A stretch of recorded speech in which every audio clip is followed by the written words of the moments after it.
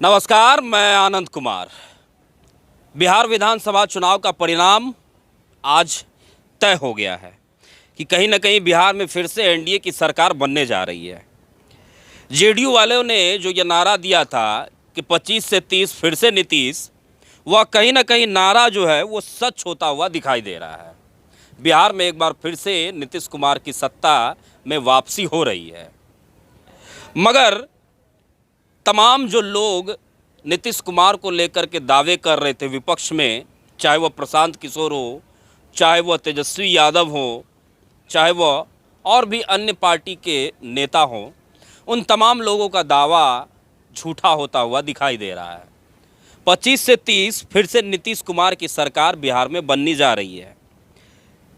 NDA को जिस हिसाब से लोगों ने अपना बहुमत दिया है, वह कहीं ना कहीं विपक्ष को काफ़ी ज़्यादा चुभ रहा होगा, क्योंकि बिहार में विपक्ष की भूमिका कहीं ना कहीं समाप्त होती हुई दिखाई दे रही है। विपक्ष पूरी तरीके से कमज़ोर होता हुआ दिखाई दे रहा है।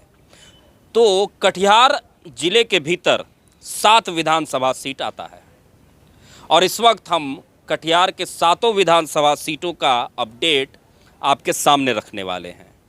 सबसे पहले कटिहार का जो सबसे हॉट सीट था, पूरे सीमांचल का सबसे हॉट सीट कहा जाने वाला कटिहार, जहां से बिहार के पूर्व डिप्टी सीएम तारकिशोर प्रसाद जी चुनाव लड़ रहे थे और सौरभ अग्रवाल जी वीआईपी के सीट पर टिकट पर चुनाव लड़ रहे थे।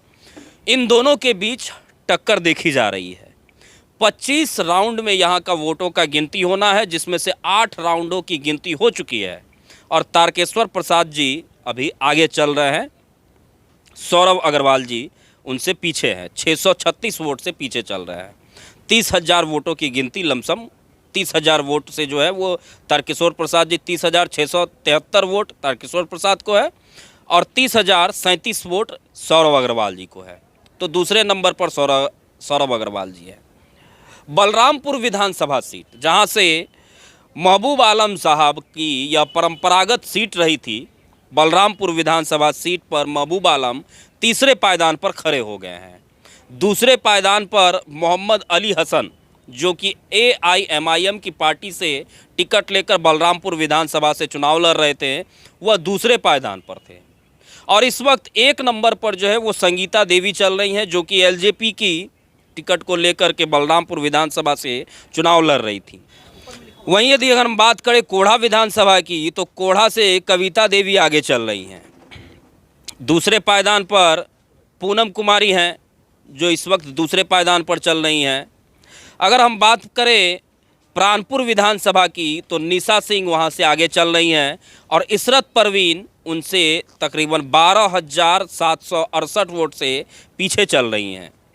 अब अगर हम बात करें कदवा विधानसभा की, तो कदवा विधानसभा काफ़ी दिलचस्प रहा।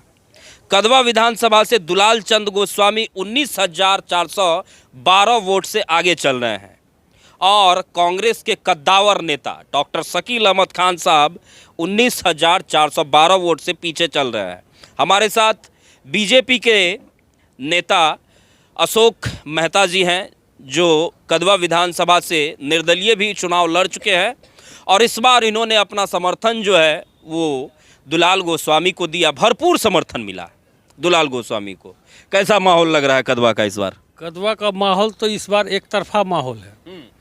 हम लोग तो एक जो समीकरण जोड़ते हैं कि अगले बार जो शकील अहमद को 71,000 वोट आया था और अगर यदि LJP और जदयू के वोट को जोड़ दिया जाए तो 2600 वोट से वो आगे चल रहा था, जीत हुई थी। लेकिन इस बार पूरा एनडीए एक साथ होने के कारण इसकी अब की बार हमको लगता है कि इसको 35 से 40,000 वोट का लीड लेंगे। 35 से बड़ा जो है अंतर, वोटों का इतना बड़ा अंतर आखिर क्यों हो गया कदवा में?